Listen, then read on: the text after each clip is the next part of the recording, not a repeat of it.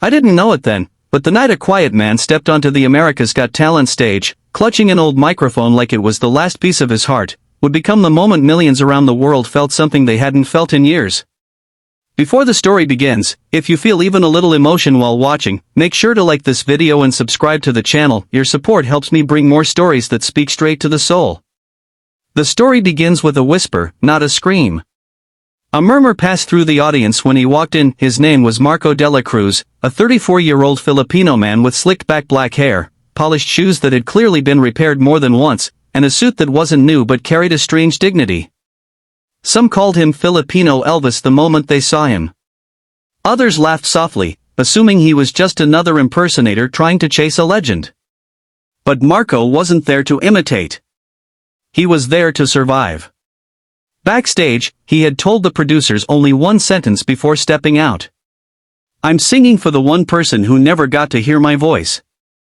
No one could forget the way his hands trembled as he said it.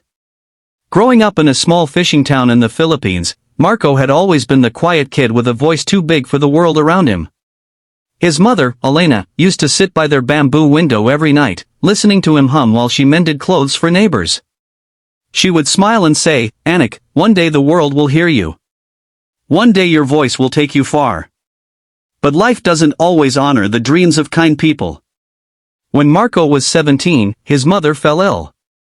The kind of illness that eats money as quickly as it eats time. Marco worked at the docks by day, sang at small gatherings by night, but nothing was ever enough. By the time he finally saved enough to take her to a proper hospital, it was too late. He held her hand, singing softly to her for the first and last time. She couldn't reply. And from that day, Marco stopped singing altogether. Years passed. He moved to Manila, worked odd jobs, lost himself in routine. Until one day, while sweeping floors in a small cafe, he heard a song, an old Elvis tune, and something in his chest cracked open. A customer looked at him and said, "Kuya, you sound like him. Why are you wasting that voice here?" It haunted him for weeks. Finally, with savings barely enough for a ticket, he flew to the US to audition for AGT, not to win, but to fulfill an old promise made to a woman who was no longer in this world. And now, there he was on the AGT stage, looking at thousands of faces, and 4 judges who seemed unsure of what to expect. Simon leaned forward. "What's your name, and why are you here today?" Marco swallowed hard. "My name is Marco Dela Cruz, and I'm here because someone I loved believed I had a gift. I want to find out if she was right." The room softened. The judges straightened. And when the music began, no one was prepared. His voice flowed like warm honey, rich, velvety, impossibly close to the king of rock and roll, yet with something rawer, something deeper. It wasn't imitation.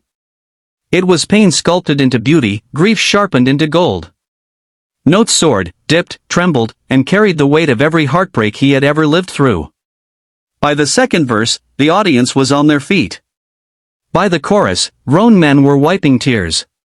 During the final note, the entire auditorium held its breath as if afraid to miss a single vibration of his soul. And when he finished, Marco lowered his head, not sure if he had done enough. The silence lasted 3 long seconds. Then the room exploded. Cheers. Screams. Applause that felt like thunder. The judges rose together. Simon, usually reserved, clapped with a kind of disbelief. Heidi covered her mouth.